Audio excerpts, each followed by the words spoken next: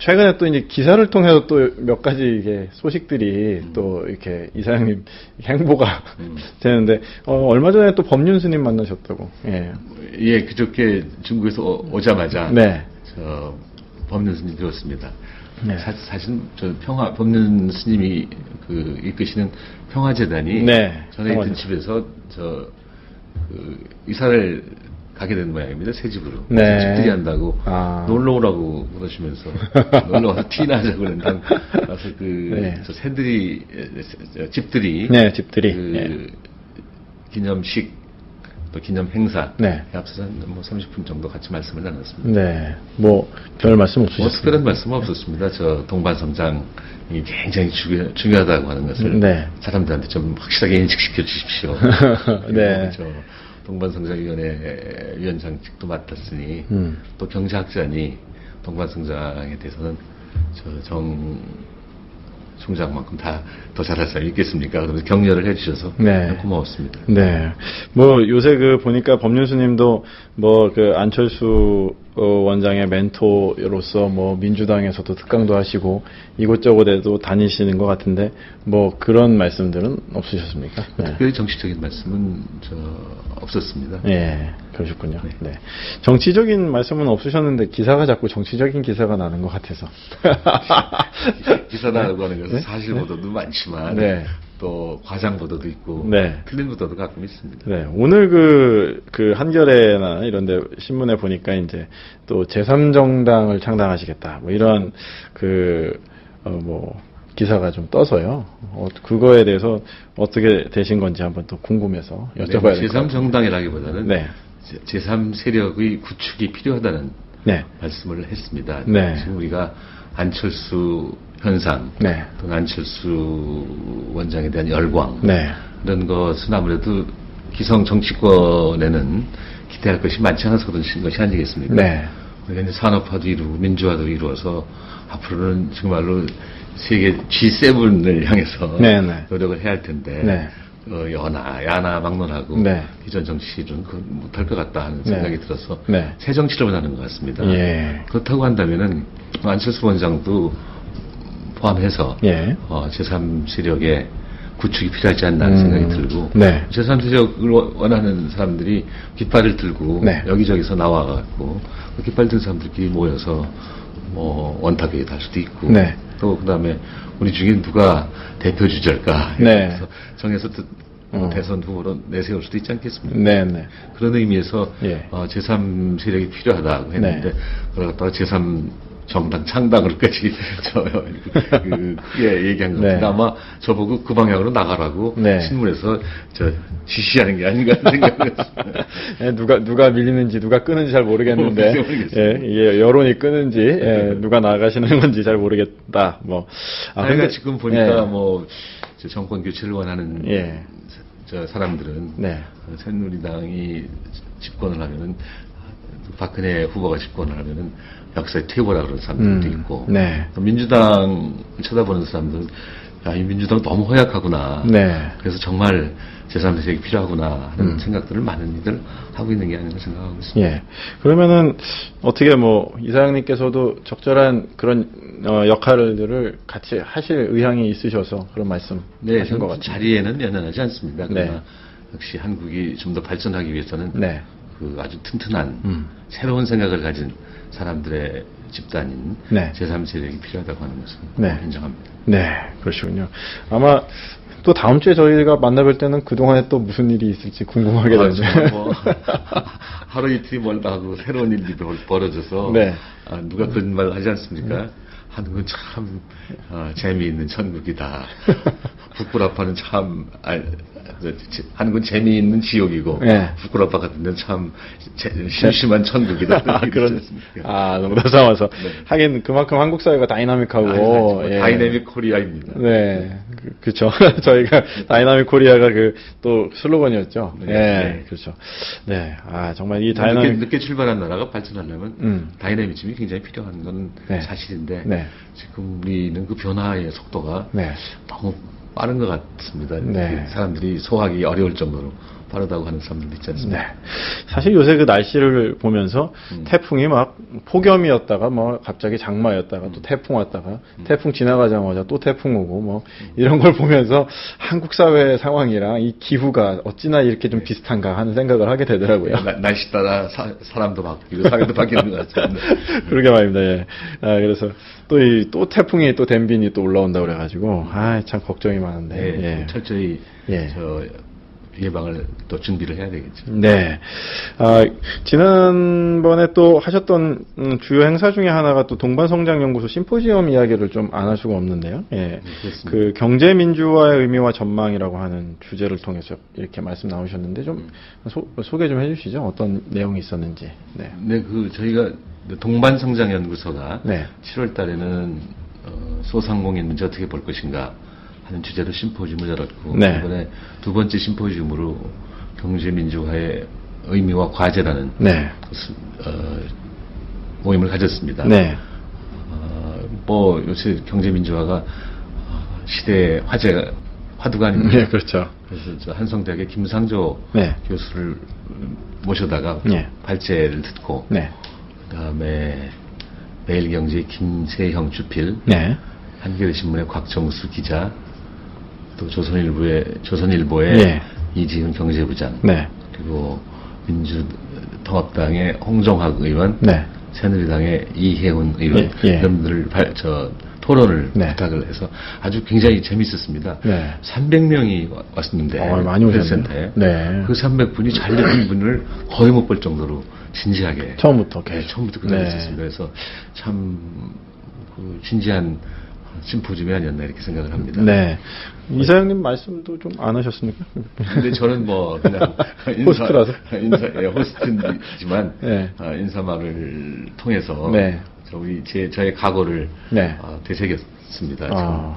저는 이제 얼마 전부터 동반성장의 전도사로 네. 저 일생을 살겠다고 그러지 않았습니까? 네, 네. 동반성장 전도사. 네, 조금, 이 감정은 좀 넣어서 이 동반성장을 위해서는 어둠 속에 한 줄기 빛이 될 각오가 돼 있다 이렇게까지 얘기를 했습니다. 네. 그러셨군요. 그 자리에서 김상조 교수가 재밌는 말을 많이 했습니다. 그 재벌 개혁을 무슨 목표 지향적으로 할 것이 아니라 어떤 방법을 어떻게 할 것이냐에 관한 그 토론을 해야 된다 이런 얘기를 했습니다. 그러면서 자기는 재벌의 저격수로 알려져 있었는데 사실은 재벌을 사랑하기 때문에 그동안에 재벌 비판을 했다 그러면서 과거처럼 그냥 목표 지향적으로 해보니까 목표가 달성이 잘 안 되니 그럴 바에야 그 방법에 관한 저희 컨센서스를 이루면 좋지 않겠나 얘기를 하는 걸 듣고 재밌다 생각을 했습니다. 네. 이렇지 않습니까? 재벌 개혁에 관해서는 되게 세 가지 아이디어가 있습니다. 네. 하나는 그냥 놔두자 그러면서 잘하라고 자꾸 권고하자. 그게 바로 제가 동반성장위원회 있을 때 한 것입니다. 민간위원회입니다. 그렇죠. 대통령이 위원장을 임명하긴 하지만 민간위원회고 동반성장 문화의 조성과 확산을 목표로 하고 있는데 그걸 위해서 예를 들어서 중소기업 적합업종도 정해주고 또 초과이익 공유제 이름은 협력이익 배분제로 바뀌었지만 그것도 한번 해보고 또 중소기업한테 정부가 직접 발주를 대기업을 통하지 않으라고 했는데 그런 것들은 하나의 자발적으로 재벌이 재벌 개혁하도록 유도하는 것이라고 볼 수가 있고 사후적 관리가 있습니다. 이거는 이제 재벌에 관한 여러 가지 규제가 있지 않습니까? 그 규제들을 재벌이 잘 지키고 있지 않나 하는 것을 보는 것이고 또 다시 말해서 공정거래 규칙을 잘 지키고 있나 보는 것과 비슷한 것입니다. 김상조 교수가 그쪽으로 오히려 강조하는 것 같아요. 사후적 관리. 그에 비해서 사전적 또 관리라고 그럴까 규제가 있습니다. 이거는 순환 출자를 못하게 한다든지 또 출총제를 갖다 부활한다든지 금산 분리를 하게 한다든지 이런 것들입니다. 그래서 사후적 관리는 비교적 그 새누리당 정책하고 비교적 가깝고 사전적 규제는 민주당 정책과 비교적 가깝지 않나 이렇게 네. 생각하고 있습니다. 네. 그 경제민주화의 의미라고 했을 때는 단순히 뭐 재벌 규제만을 의미하는 건 아니겠죠? 그때 어느 정도로 컨센서스가 좀 진행이 되셨나요? 뭐 각 여야 뭐 다 경제민주화한다고 그래가지고. 네, 거기서 사실 예. 경제민주화의 의미에 관한 얘기는 별로 안 나왔습니다. 아, 그렇군요. 항상 네. 그러지 않습니까? 경제민주화라고 하는 것은 뭐 복수의 사람들이 두 사람 이상의 사람들이 네. 모여서 경제 거래를 할 때 대등한 거래를 할 수가 있다면은 네. 그것이 경제민주화가 된 게 아니냐 이렇게 말씀을 예. 해왔습니다. 네. 뭐 예를 들자면은 기업이 노동자를 고용할 때 노동자한테 임금을 제한을 할 텐데 네. 그 임금이 너무 낮아서 난 못하겠다. 네. 일단 노 그러면 그게 경제민주화가 된 거라고 볼 수가 있고 네. 또 대기업하고 중소기업하고 거래를 할 때 네. 대기업이 자꾸 납품과를 후려친다고 한다면 중소기업이 난 그건 못하겠다. 네. 노 그렇다면 그것이 경제민주화의 한 표현이라고 볼 수가 있는데 네. 그러자면 이제 전제 조건이 필요하지 않겠습니까? 네. 노 했다가 완전히 거래가 끊겨버리면 안 되겠죠. 그럼 그러니까 네. 이제 노동자가 네. 제한된 임금을 보고 난 노라고 할 수 있으려면은 네. 자기 먹을 것이 있어야 되니까 그렇죠. 최저 생활이 확보돼야 된다는 생각이 들고 네. 동시에 네. 또 한 직장에서 노했으면 다른 직장에 또 가야 되지 않겠습니까? 그렇죠. 그래서 일자리가 많아야 된다. 네. 이 두 가지 조건이 필요할 것이고 네. 대기업과 중소기업 관계에서는 대기업하고 중소기업 간의 간격이 좀 좁혀져야죠. 지금은 그렇죠. 대기업이 너무 크고 네. 중소기업은 좀 허약하기 때문에 대기업이 끌고 가고 중소기업들은 울며 겨자 먹기로 납품과 후려치기도 당하고 기타 여러 가지 불공정 거래 행위가 많이 있는데 네. 그걸 놓고서 노라고 할 수도 없고 밖에 나가서도 불만하면은 그다음 또 일감을 안 줘요. 그렇죠. 그렇기 때문에 네. 대기업과 중소기업 간의 간격을 이렇게 좁혀야 되는데 네. 그러자면 대기업의 경제력 집중을 좀 해소해야 되고 네. 중소기업을 자꾸 이렇게 그 업그레이드 시켜야 되지 않냐 네. 이렇게 생각을 하고 있습니다. 그런 네. 의미에서 네. 제가 주창하는 거는 지난 50년 동안은 대기업 중심으로 경제 정책을 폈으니까 네. 앞으로는 중소기업 중심의 네. 신산업 정책을 정부가 펼쳤으면 생각하고 있습니다. 아, 신산업 정책. 중소기업이 그러니까 결국은 이제 어떻게 보면은 차기 정부에서 아마 해야 될 일인 것 같긴 한데요. 차기 정부에서는 대기업보다는 중소기업을 훨씬 더 중시하는 그런 정책이 나아가야 되겠네요. 그렇습니다. 대기업이 이제 그냥 놔두면 다 잘 네. 나가요. 예. 중소기업은 아직도 허약하니까 예. 과거 5, 60년 동안 정말 가난한 집에서 맏아들 키워주듯이 대기업을 키워줬다면 네. 이제는 그 둘째, 셋째, 넷째 아이들도 잘 크도록 네. 중소기업을 좀 육성하는 정책을 써야 되겠다는 생각을 하고 있습니다. 아무래도 그럼 정부에서 좀 중소기업에 대해서 어느 정도 많은 혜택이나 우대 같은 것들을 좀 줘서 경쟁력을 있게 만들어야 되겠네요. 그렇죠. 예. 중소기업에 사람이 가도록 유도를 해야 돼요. 네. 그런 중소기업에서 받는 월급이 예. 대기업에서 받는 월급에 지금 한 50%밖에 안 되거든요. 한 7, 80% 정도 올라가야 되게 되고. 한다면 네. 사람들이 중소기업에 가서 일하는 걸 마다하지 않을 것이기 때문에 사람이 몰릴 것이고 네. 그렇게 되면은 뭐 중소기업이 튼튼해질 것이고 네. 결국은 대기업은 이익 볼 것입니다. 그래서 제가 생각하기에는 정부가 중소기업한테 고용안정 기금도 좀 제공할 수가 있고 네. 또 기타 해외 진출이라든지 네. 기술 개발을 위해서 굉장히 많이 노력할 수가 있습니다. 네. 그래서 정부가 지금 제공하는 R&D 자금이 많이 있거든요. 예. 그 R&D 자금을 이제 대기업에다가는 별로 안 줘도 자기가 알아서 하니까 네. 중소기업에 주로 주고 또 해외 진출이 중소기업으로서는 굉장히 어려워요. 네. 중소기업이 해외 진출하는데 코트라를 비롯해서 여러분들이 좀 도와줘야 되지 않냐 이렇게 생각을 하고 있습니다. 아, 네. 좀 더, 지난번에 저희가 사실 동반 성장, 정책에 대해서 쭉 이렇게 이야기를 해봤었는데요. 조금 더 이제 이야기를 심도 있게 들어가 보면은 동반 성장의 3정책 중에서, 초과이익 공유제, 협력이익 배분제로 바뀌었다고 하셨는데요. 이것과 이제 성과공유제를 좀 비교해 보면 좋겠다. 뭐 이런 얘기를 좀 더, 들어가면 좋을 것 같습니다. 초과이익 공유제와 성과 공유제 어떤 차이가 있나요? 예. 네, 초과이익은 대기업하고 중소기업이 협력 관계에 있을 때, 네. 사실 거래 관계에 있을 때죠. 네. 근데 대기업이 이익이 많이 나면은 네. 그것의 아주 조그만 부분이나마 네. 일부분을 중소기업한테 돌리라는 거예요. 네. 근데 뭐 이익 나면 무조건 돌리라는 것이 아니라 네. 초과 이익이 나면 돌리라는 겁니다. 예상했던 이익보다 좀 많이 나면은 네. 그중에 아주 저 일부를 중소기업에 돌려서 중소기업이 기술 개발하는데 또는 해외 진출하는데 네. 또는 고용을 더하는데 쓰도록 유도라는 말씀이죠. 네. 이렇게 이해하시면 될 겁니다. 사실 그거는 어떤 의미에서는 보상적 차원에서 네. 나누라는 뜻입니다. 이제 우리 수출 대기업들은 수출을 위해서 정말 전력을 기울이지 않습니까? 예. 우리 경제가 수출 의존적 경제이기 때문에 그 수출 안 하면 못 삽니다. 네. 수출을 잘하려면 물건이 좋거나 네. 값이 싸야 되는데 그렇죠. 물건 좋게 만드는데 시간이 걸리니까 값싸게 만드는데 다시 말해서 가격 경쟁을 할 유혹을 받습니다. 네. 그 방법 중에 하나가 가격 후려치기예요. 네. 수출 대기업이 중소기업으로부터 납품을 받을 때 네. 그때 가격을 후려치면은 납품가 후려친다. 원가가 절감이 네. 되고 예. 수출가가 떨어지고 네. 수출이 많이 되고 네. 이익이 많이 남고 하지 않겠습니까? 네.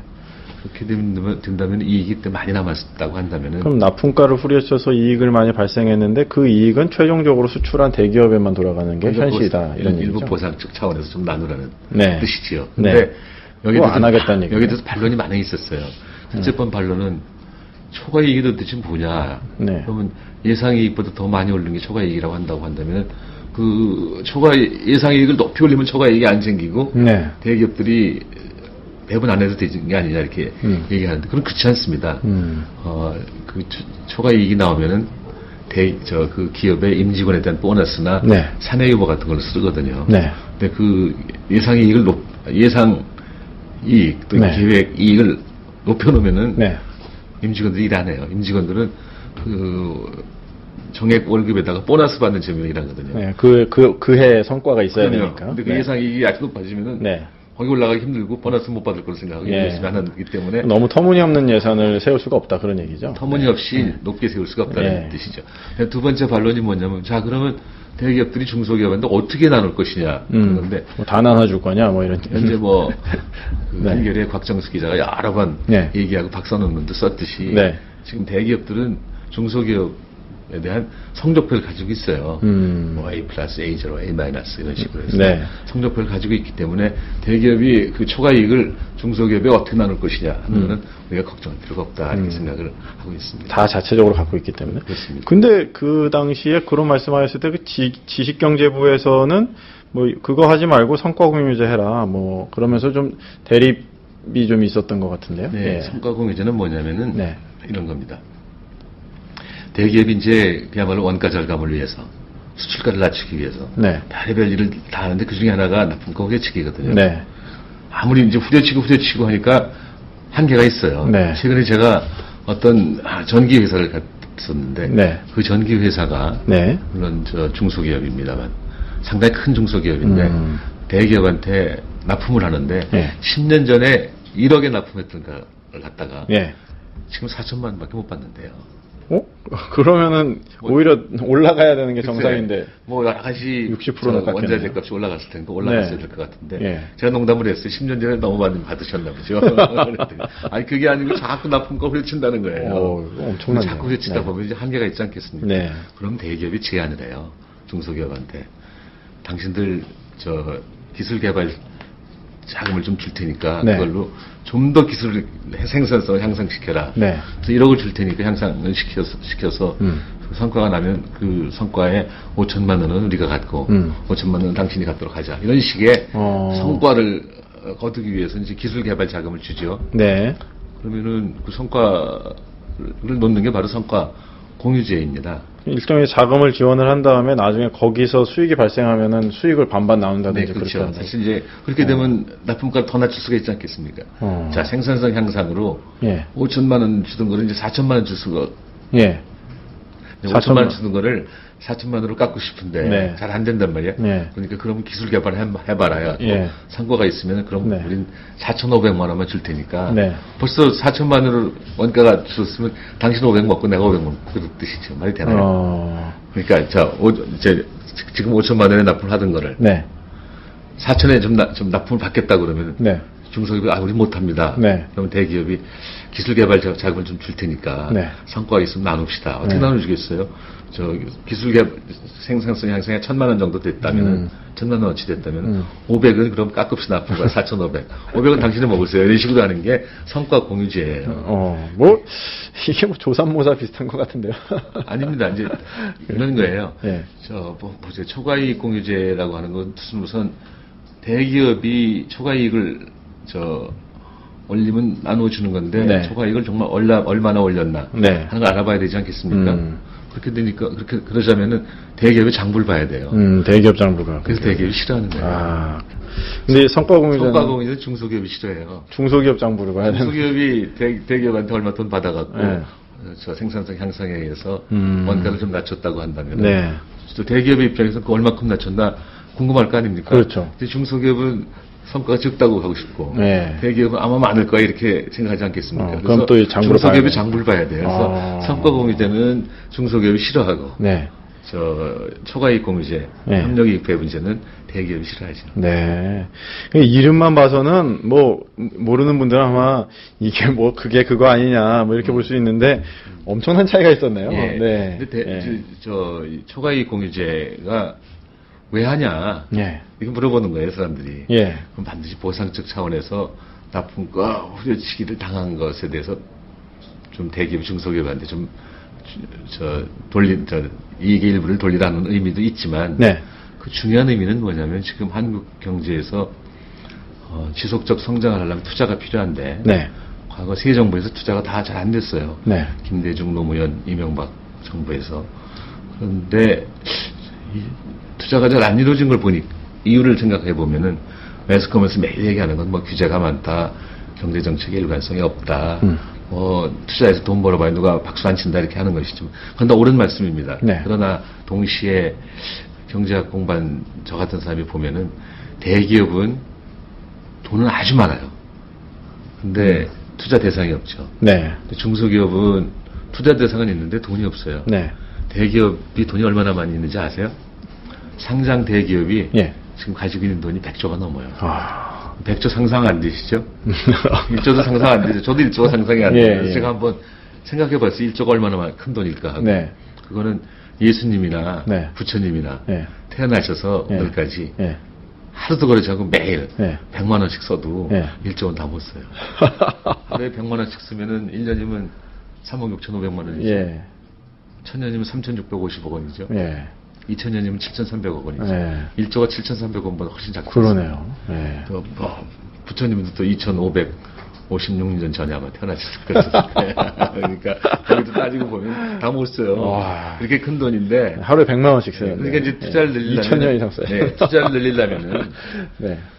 대기업한테는 투자 대상을 만들어 줘야 되죠. 뭐겠습니까? 첨단 기술, 핵심 기술, 네. 더 나아가서 원천 기술을 공급해줘야 되는데 이건 뭐 좀 장기적인 문제입니다. 교육 개혁을 통해서 창의성을 길러주고 네.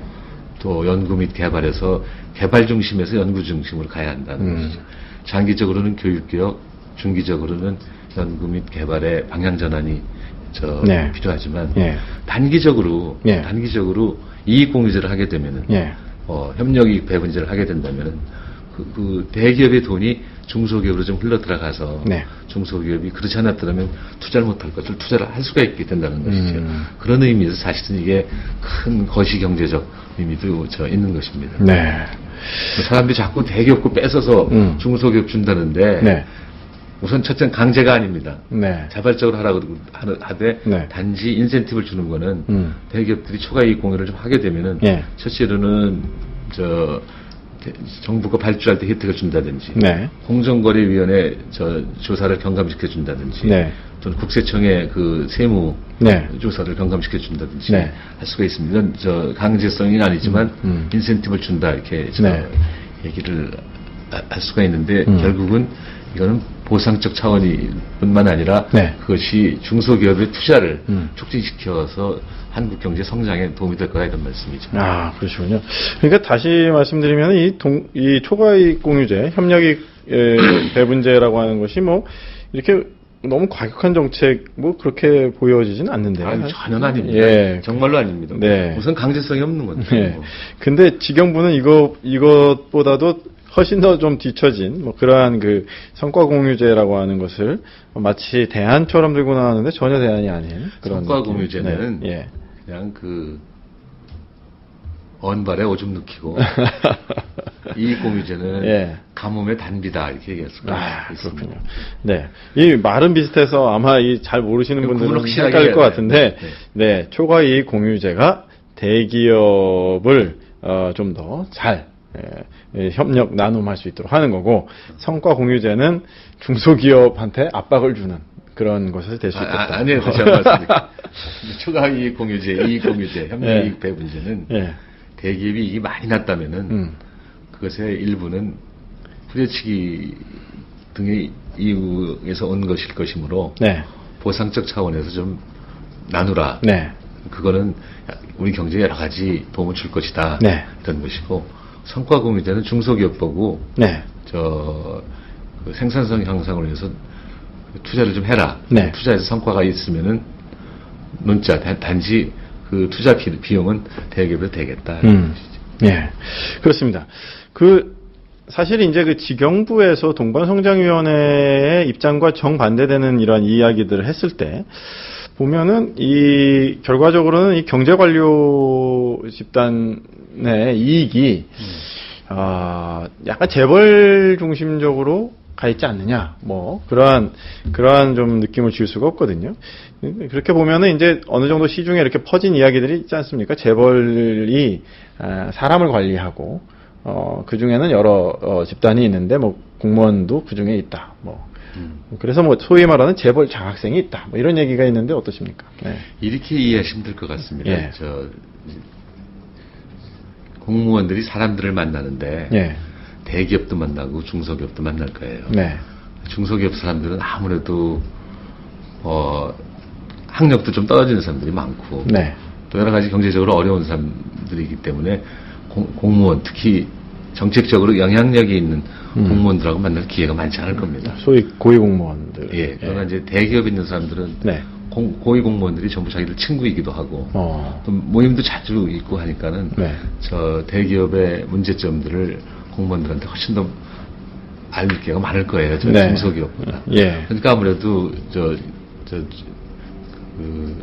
고위 공무원들이 대기업 편을 많이 드는 게 아닌가 생각이 듭니다. 사실 제가 총리로 일할 때나 동반성장위원장으로 일할 때 느낀 거는 그 지식경제부는 대기업부라고 해도 과언이 아닐 정도예요.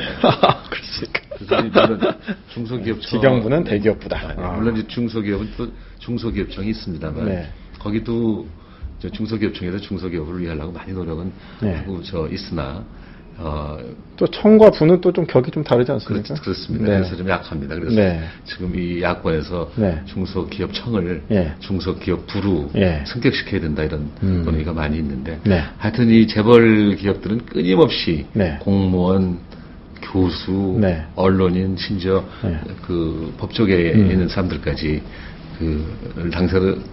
상대로 로비를 합니다. 그럼 자꾸 사람들을 만나게 되면 이해심이 많아지고 이해심이 많아지게 되면 비판이 정신이 줄어들고 해서 아무래도 대기업적 사고를 하는 사람들이 많아지지 않나 생각합니다. 그래서 저 자신도 사실은 뭐 사회이사할 기회가 많이 있지 않았겠습니까? 그렇죠. 사회이사 하면은 뭐 사회이사를 해본 적이 한 번도 없습니다. 그게 처우가 굉장히 좋다면서요. 스스로 자제를 한 건데 사회이사를 해갖고 대기업 사람들 만나면 대기업에 대한 이해심이 많아지고 대기업에 대한 이해심이 많아지고 아무래도 재벌에 대한 비판을 하기가 힘들어져서 자제를 했습니다만 많은 교수들이 사회이사 하면서 그 대기업 편을 드는 경우가 많이 있고 또 아까 말씀드렸듯이 법조인이라든지 언론인도 거의 마찬가지입니다.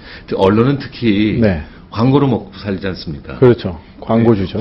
광고의 큰 주인들은 대기업이기 때문에 대기업에 대해서 아주 크리티컬한 비판은 좀 못하는 것이 현실이기 때문에 우리 사회의 재벌 장학생들이 너무 많아가지고 재벌 계획이 안 된다 이런 말이 있지 않습니까? 그러시군요. 결국은 그게 뭐 현 정부뿐만이 아니라 그 YSDJ 참여정부의 실패 원인들이 다 이러한 재벌 장학생들에 의한 또 관료들의 대기업 약간 편향주의 네. 뭐 이런 것 때문이 아니냐 이런 얘기가 있는데요. 네. 네. 어떤 정치 지도자하고 네. 그 공무원들하고 생각이 같을 때는 네.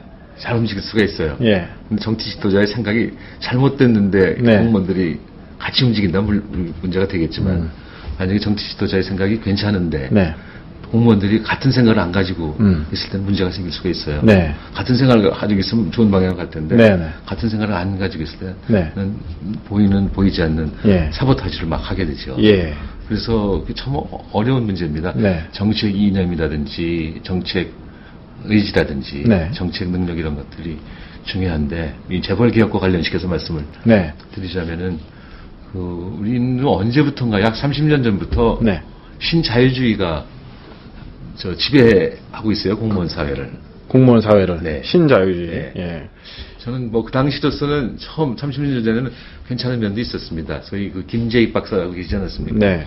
김재익 박사가 어떻게 보면 너무 구태의연한 사고를 하는 공무원들을 이런저런 모습으로 교육을 시켜서 시장이 굉장히 중요하다 네. 하는 것을 교육을 시켰는데 그게 지나쳐가지고서 저 시장에다 모든 걸 맡기면 되겠구나 하는 생각을 공무원들이 하게 됐습니다. 네. 그러니까 김대중 대통령 때 노무현 대통령 때 자벌 개혁을 좀 하려는 의지는 좀 있었을지 모르지만 네. 공무원들이 잘 따라주지 않아가지고서 청와대에서 지시를 해도 네. 현장에서 움직이지 그렇습니다. 않고 늦게 일하고 막 그런. 그렇습니다. 네. 그때 그런데 네. 대통령들이 네. 정말 그 정책 의지가 확실하다면은 그 재벌 개혁을 해야지 우리나라가 좀 더 경제가 단기적으로는 몰라도 네. 장기적으로 경제 발전을 할 수가 있다고 믿음이 확실하다면 모르는데 네. 그 믿음이 확실하지 않다면 네. 공무원들한테 휘둘리는 것이죠. 그래서 정책 이념도 중요하고 네. 신자유주의가 다가 아니다. 시장이 다가 아니다. 네. 정책 의지는 바로 어떤 재벌 개혁이라든지 이런 우리가 노리는 추구하는 것이 우리 사회를 밝게 하는 것에 대한 믿음이 확실해야 되고 네. 또 정책 능력도 있어야 되는데 네. 그런 것 중에 하나라도 떨어진다고 한다면은 개혁이 될 수가 없는 것이죠. 네, 그렇습니다. 저희가 지금 정운찬 이사장님 모시고 경제민주화와 동장 성장의 걸림돌과 그 해법을 어떻게 찾을 것이냐라고 하는 이야기들을 계속 진행하고 있습니다. 혹시 질문을 하실 분들은요, 트위터에서 샵 정운찬 붙여주시고 질문해 주시면 질문을 받도록 하겠습니다. 시간이 많이 지나긴 했고 또 이렇게 워낙에 내용이 이렇게 쭉 진행되다 보니까 아마 질문을 잘 못하실 수도 있을 것 같은데 질문 주시면 가능한 답변해 드리도록 그렇게 하겠습니다. 지금 사실은 이제 이 동반성장에 대한 전도사가 되시겠다 이렇게 마음먹으신 이유 중에 하나가 결국 이제 한국 경제가 상당히 좀 위기 국면에 처해 있다 이런 위기의식의 발로가 아니냐 그런 생각이 좀 드는데요. 예. 그렇습니다. 지금 양극화가 굉장히 심한 데다가 네. 이제는 우리 경제의 허약한 점 네. 더하기 세계 경제 위기가 네. 함께 닥쳐와서 아마 9월, 10월쯤 되면은 여러 가지 경제 지표가 악화될 걸로 생각이 드는데 네. 그렇게 될 때 부자들은 그냥 놔두면 잘 살아요. 네. 그렇지만 어려운 사람들이 정말 어렵게 돼갖고 이 서민 경제가 파괴되지 않을 것인가. 서민 경제가 파괴되면 결과적으로는 경제 전체가 다 파괴되지 않겠습니까? 네. 그런 걱정을 하고 있습니다. 그래서 현재 그 동반성장이라고 하는 것이 더불어 함께 잘 살자는 건데 네. 있는 사람들, 네. 강한 사람들, 이런 사람들이 없는 사람들도 약한 사람들에 대한 배려를 좀 해야 되지 않냐 이렇게 생각을 하고 있습니다. 네. 지금 어차피 거시경제적인 부분도 많이 보고 계시고 또 전체적으로 세계 글로벌 경제 흐름도 아마 계속 모니터링 하시고 계실 텐데요. 지금 유럽 재정위기가 굉장히 지금 오랫동안 지속되면서 해결이 안 되는 것 같거든요. 그 원인이 뭐고 앞으로 어떻게 될 것처럼 보이십니까? 유럽이라는 지역이 전체적으로 산업혁명을 오래전에 했기 때문에 네. 점점 노쇠해가는 면은 좀 있습니다. 적어도 아시아에 비해서는 유럽은 노쇠했다고 볼 수가 있지 않습니까? 네. 역동성도 좀 떨어지고. 예. 그러다가 결국 역동성이 떨어진다는 것이죠. 네. 그러다가 이제 유로 통화라고 하는 것을 도입을 네. 했습니다. 네. 그래갖고 생산 능력은 전부 각국마다 다른데 소비라고 하는 건 금방 배울 수가 있거든요. 그래서 그리스의 소비나 독일의 소비나 불란서, 포르투갈 소비가 다 비슷비슷하게 되니까 그리스나 포르투갈 같은 나라는 생산 능력은 없는데 독일처럼 소비하다가 보니까는 국제 수지가 적자가 많이 나는 것이죠. 나라가 점점 빚이 많아진다. 그렇습니다. 네. 한편으로는 개인들이 많이 썼고 네. 다른 한편은 정부도 많이 써가지고서 네. 재정 건전성도 나빠졌지만 네. 문제는 그리스하고 다른 나라하고 비교해 본다면은 국제 수지 적자가 많이 나온 것이죠. 근데 각국이 동일한 각각 다른 통화를 쓸 때는 네. 환율 조정을 통해서 네. 국제 수지 조정을 어느 정도 할 수가 있어요. 어느 정도 조정을 할 수 있는 거. 네. 네. 그래서 이제 평가 전환을 통해서 네. 할 수가 있는 건데 지금은 같은 통화를 쓰기 때문에 그 길이 없어졌어요.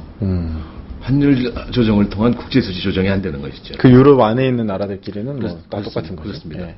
그러니까 그런데 지금 재정 통합, 정치 통합은 안 됐거든요. 네. 그러니까 무슨 일이 생기냐면은 그리스의 재정은 점점 빵꾸가 나고 네. 어떻게 할 수가 없는 것이죠. 그런데 죄송합니다. 유럽에 중앙 정부가 있어갖고 중앙 정부에서 그 어려운 나라들에 대해서는 지원을 해준다면 괜찮을 거예요. 조금 어려우니까 좀 해줘라. 미 합중국에는 네. 중앙 정부에서 조지아에 도움을 준다든지 몬타나에 도움을 준다든지 네. 하는데 아직 유럽에 중앙 정부가 없기 때문에 그런 일을 못 하니까 국제수지 조정은 안 되고 네. 계속 적자가 나고 네. 결국은 파탄에 이런 게 되지 않았나 생각이 드는데 그럼 왜 이 유로 통화를 하게 되냐? 이 유로 통화는 사실 하나의 커다란 사회과학적 모험이라고 볼 수가 실험 네. 무모한 실험이라고 볼 수가 있습니다. 사회과학적 실험이었다. 네, 예. 그렇게 생각을 하는데 좀 모험적인 실험이었나 보죠. 당시에 예. 그 독일은 예. 통일을 하고 싶은 거예요. 네. 근데 이제 불란서에서 유로 통화하자 그럴 때 예. 이걸 말을 들어줘야 통일이 되겠다. 불란서를 빼고서 통일할 수가 있겠습니까? 그렇죠. 들었고 네. 또 불란서 입장에서는 네. 이게 냉전이 종식되면서 독일 경제가 커지면은 결국 독일이 또 유럽을 지배하려고 들으면 어떡하냐. 그래서 같은 통화를 쓰고 같은 경제권을 만들자 해가지고서 네. 유로 통화를 했는 건데 이게 모험이었고 결국은 통합만 이루어졌지 예. 금융 통합도 제대로 이루어지지 않았고 재정 통합이 이루어지지 않아가지고 여러 가지 네. 모순이 발생하는 것이라고 볼 수가 있습니다. 네. 지금 결국은 이 유로존 그 경제 위기 때문에 사실은 유로존과 큰 관계가 없는 이제 극동에는 우리나라까지도 그런 여파가 지금 계속 몰려오지 않습니까? 지금 어떻게 보십니까? 우리나라도 지금 좀 재정 건전성이라고 하는 부분이 좀. 네, 꼭 한국 경제는 사실은 유럽의 영향을 받는 건 틀림이 없습니다. 네. 우리가 1, 4분기에 유럽에 대한 수출이 17% 줄었다 그러고 네. 또 2, 4분기에도 계속 줄었는 걸로 알고 있습니다. 정확한 숫자는 잊어버렸습니다. 네. 유럽의 직접 수출이 줄어들 뿐만 아니라 중국과 유럽에 대한 수출도 줄어들지 않겠습니까? 네. 중국과 유럽에 대한 수출품은 많은 부분이 한국의 부품을 사다가 마무리해서 파는 거예요. 그러니까 유럽 때문에 우리 중국에 대한 수출도 줄어드는 것이죠. 네. 우리는 결국은 수출이 GDP 한 55%나 차지하는데 네. 이제 수출이 잘 안 되니까 앞으로 GDP가 어떻게 될 것인지에 대해서 네. 걱정들을 많이 하고 있습니다. 네. 그래서 이제 여기서 이제 그런 유럽 경제가 나쁘기 때문에 또 일본이 잃어버린 10년이 벌써 두 바퀴를 돌기 때문에 네. 또 미국 경제도 회복되는 듯 하다가 제대로 회복되지 않았기 때문에 네. 어려움이 있을 뿐만 아니라 우리 경제 활약성도 많이 있어요. 예. 수출품이 뭐 많아야 10개 정도밖에 안 된다든지. 주력 수출의 또 품목이. 우리의 지금 경제 구조가 이제 양극화가 심하다든지 네. 여러 가지 문제점과 합해갖고 예. 이번 가을에 예. 한국 경제 커다란 위기가 올 네. 거로 저는 생각을 합니다. 우선 가계부채가 있지 않습니까? 네. 가계부채가 정말 천조 원 정도 되는데 네. 이것은 이른바 가처분 소득의 150%죠. 예. 미국이 2008년에 미국발 글로벌 금융위기를 예. 당했을 때 미국 사람들의 부채가 네. 가처분 소득이 127%였었어요. 127%. 그럼 우리가 지금 현재 높은 거네요, 미국보다. 그렇죠. 근데 훨씬 당시 더. 네. 우리는 미국을 갖다가 비웃으면서 네. 빚더미 제국이라고 그랬는데 네. 우리가 그야말로 빚더미 제국이 됐는데 우리의 가계부채는 대개 주택 대출로 인한 주택담보대출. 인한 거, 교육비를 위한 거, 네. 생활비를 위한 것이거든요. 네. 근데 그 중에서도 주택담보대출이 가장 크죠. 네. 근데 주택값이 떨어지는 날에는 네. 굉장히 여러 가지 하급 효과를 거둘 것이고. 지금도 하우스포 문제가 굉장히 심각한 상황 아니겠습니까? 네, 그래서 그것이 문제가 될 수도 있고요. 또 그 다음에 지금 유럽의 문제가 직접적인 영향을 안 미친다 그러지만 한국의 은행들이 돈 꼬은 게 유럽의 은행으로부터 꼬은 게 아주 많아요. 그래서 유럽이 어려워지면서 그 돈을 빼가려고 든다고 한다면 굉장히 어려움이 될 것이라고 생각합니다. 그럼 또 환율 문제도 생기고 그러겠네요. 지금 사실 한 가지만 더 말씀드리면 지금 국가 재정도 좀 부채가 좀 많아지지 않습니까? 정부 부채. 아직까지는 절대적인 액수에서 절대적인 액수라고 그럴까 아니면 GDP 규모에 비한 중앙 정부의 빚은 그리 크지 않다고 그러는데 지방 정부도 포함하고 공기업의 부채까지 포함한다면 상당히 위험한 수준이라고들 그러죠. 그럼 결국은 이제 좀 정부 구조도 좀 혁신해서 예산도 좀 합리적으로 쓰고 좀 부채도 절감하고 이래. 참 어려운 일이에요. 지금 이제 그 민간 부분이 어려우면은 정부가 좀 지출을 늘려야 되는데 재정 건전성이라고 하는 그 제한이 있기 때문에 이제 어려운 지경을 맞고 있습니다. 어쨌든 그런 좀 아주 위기적인 상황 속에서 어쨌든 동반 성장이 아주 절실하게 와닿을 수밖에 없겠네요. 네, 그렇습니다. 자꾸 말씀드리지만 동반성장이라고 하는 것은 경제 성장을 해치지 않으면서 빈부 격차를 좀 줄이자는 것을 목표로 하고 있습니다. 아까 말씀드렸듯이 이익공유제를 한다든지 또 지난번에 말씀드린 중소기업 적합업종을 정한다든지 정부가 발주할 때 중소기업한테 직접 발주하게 한다든지 하는 것들이 이루어지면은 결국 중소기업에 돈이 들어가갖고 중소기업이 투자를 하고 성장을 촉진할 것이라고 믿습니다. 근데 대기업은 지금 돈은 많으나 투자 대상이 없다고 하지 않았습니까? 그래서 중소기업이 우리의 성장을 견인할 수 있게 만들 수가 있을 뿐만 아니라 아무래도 많은 여유 있는 사람들이 좀 그 여유가 없는 사람들한테 좀 베풀라는 얘기죠. 그것이 결국은 빈부격차를 줄이면서 또한 동시에 경제 성장을 해치지 않는 바로 동반성장이다 이렇게 얘기할 수가 있을 것 같습니다. 빨리 이런 동반성장 문화가 정착되고 특별히 차기 정부에서는 반드시 이렇게 좀 중소기업을 살릴 수 있고 육성할 수 있는 정책이 실질적으로 구현돼야 되겠다 그런 생각을 좀 해보게 되네요. 다시 한번 말씀드리지만 하나 이제 동반성장이라는 게 대중소기업 간의 동반성장으로만 이해를 하는 사람들이 많이 있습니다만 이건 그것이 아니라 아주 넓은 의미라고 하는 말씀을 다시 한번 강조하고 싶습니다. 빈부 간, 도농 간, 지역 간, 수도권, 비수도권 간, 이런 것들이죠. 지역 간 그러면 예를 들어서 어떤 대학이 지역 균형성으로 사람을 뽑는다. 이건 지역 간 동반 성장을 위한 거예요. 또 어떤 대학에서 여성 교수를 최초로 처장으로 모셨다. 그러면 남녀 간의 동반 성장이라고 얘기할 수가 있고 더 나아가서 남북 간 동북아에서의 동반성장도 얘기할 수가 있죠. 개성공단 남북간 동반성장을 위한 것이고 동북아에서 한중일 FTA를 한다. 이거는 동북아에서의 동반성장이라고 얘기할 수가 있는 아주 넓은 의미의 개념입니다. 동반성장 정책들이 좀 반영이 되려면 결과적으로는 또 이번 또 대선도 중요하겠다. 그런 생각이 좀 많이 들거든요. 근데 저는 그 지도자의 정책 이념, 정책 의지, 정책 능력 이것이 아주 굉장히 중요하다고 생각합니다. 아무리 공무원들이 지도자하고 생각이 달라가지고서 사보타지를 한다 할지라도 지도자가 이념적으로 의지적으로 정책적으로 이념이나 의지나 능력이 확실하다고 한다면 공무원들을 자기 페이스로 끌어갈 수가 있지 않겠습니까? 그게 지도력이죠. 질문들이 몇 개 나왔습니다. 그래서 제3정치 세력이 이번 대선에서 공간이 있다고 보십니까? 아마 그 초반 이야기 좀 들으신 분들이 하신 것 같은데요. 그건 더 두고 봐야 되겠습니다만 우리의 당위입니다. 지금, 당위. 많은 사람들이 지금 기성 정치 세력이 너무 부패해 있다. 너무 지역주의에 빠져 있다. 또 너무 이념적으로 한쪽에 쏠려 있다. 그러므로 새 세력이 좀 나왔으면 좋겠다 하는 건 아니겠습니까? 그렇습니다. 그것이 바로 물론 안철수 씨가 개인적으로 훌륭한 면이 있을지 모르지만 안철수 현상이라고 현상이죠. 하는 사회적 현상이라고 볼 수가 있는데 그 사회적 현상이라고 하는 것은 사실 우리 국민들의 바램이라고 생각할 수가 있고 그러한 바램을 조금이라도 발현에 가까이 가기 위해서는 네. 제3세력이 절대적으로 필요하다고 생각합니다. 네. 또 한 가지 질문이 나왔는데요. 승리 전략. 제3세력이 뭐 사실 정치가 이제 뭐 결국은 이제 어쨌든 마지막에 큰 승부를 해야 되는 네. 승패가 결정되는 싸움이다 보니까 승리 전략이나 승률이 과연 얼마나 될까 뭐 이런 질문도 있거든요. 네. 선거라는 게 두고 봐야 되겠지만 네. 제가 생각하기에는 현재 우리의 분위기로 봐서는 네. 기존 정당에 대한 혐오증 때문에 네. 제3세력이 큰 힘을 발휘할 것으로 믿습니다. 네, 그렇습니다. 근데 사실 뭐 여의도 정가에는 아직도 뭐 그 여당 그 유력한 대선 후보에 줄대시는 분들이 상당히 많다고 얘기 들었습니다. 예.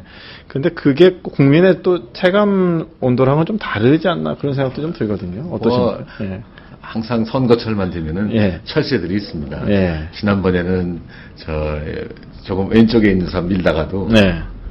또 이번에는 또 오른쪽에 있는 사람이 유리할 것 같으면 오른쪽으로 가고 또 그 다음번에 또 왼쪽에 있는 사람이 좀 유리할 것 같으면 그쪽에 붙는 이른바 정치 철새가 많이 있는데 어떤 정책과 방향이랑 관계없이 일종의 권력만을 따라가는 사람들이라고 네. 볼 수 있겠죠. 네, 그런 사람들을 없어야 될 것 같습니다. 국민들도 좀 더 네. 좀 정신을 차리고 네. 그냥 할 수 없지 누구지 이런 식으로 하는 것보다는 각 후보들에 대해서 정말 면밀한 연구를 해서 그 투표를 네. 현명하게 해야 되지 않나 생각하고 있습니다. 네. 사실 이제 아까도 말씀드렸지만 단순하게 누구나 그냥 말로 그냥 경제민주화 합시다. 이런다고 다 경제민주화가 되는 게 아니라 실질적으로 강력한 의지와 어떤 그런 책임감, 능력 이런 게 굉장히 중요하다 말씀하셨지 않습니까? 그렇습니다. 예. 그거를 좀 잘 봐야 될 것 같습니다. 그렇습니다. 예. 그리고 제가 아까 말씀드린 경제민주화라고 하는 것은 네. 예를 들어 두 사람이 경제 거래를 할 때 네. 대등한 관계에서 네. 하게 만들어주는 거라 네. 하는 것을 강조하고 싶습니다. 예. 다 똑같이 만들자는 게 아닙니다. 대등한 관계에서 기업주하고 노동자가 똑같이 될 수가 있겠습니까? 네. 그러나 노동자 임금이 작아서 못하겠습니다. 이렇게 말할 수 있어야 된다. 그런 환경이 조성되죠. 네, 그러려면 최저 생활 수준이 보장이 돼야 되고 다른 데 또 일자리가 다양한 있어야 일자리가 있어야 되고 또 대기업과 중소기업 관계에서도 네. 격차가 좀 줄어들어야 네. 됩니다. 중소기업이 다른 데하고 좀 거래할 수 있어야 되는데 지금 대기업이 다른 데하고 거래 못하게 해요. 그렇죠. 이렇게 줄 서면은 딱 그 라인만. 네. 네. 예를 들어서 제가 네. 선생님이 대기업, 네. 제가 중소기업이라면 네. 제가 선생님한테만 네. 납품하게 해야지 네. 딴 대기업은 납품 못하게 한다는 거죠. 그러면 이렇게 잘라버려요. 네, 그렇게 네. 바로 경제민주화에 약행하는 것이죠. 네, 그 불공정한 현상이고. 그렇습니다. 네, 그렇습니다. 앞으로 참 풀어야 될 과제가 많다 그런 네, 생각이 맞습니다. 좀 듭니다. 네, 이거 오늘 1시간이 벌써 다 흘러갔거든요. 그렇습니까? 네, 금방 시간이 지나갔는데. 제가 네?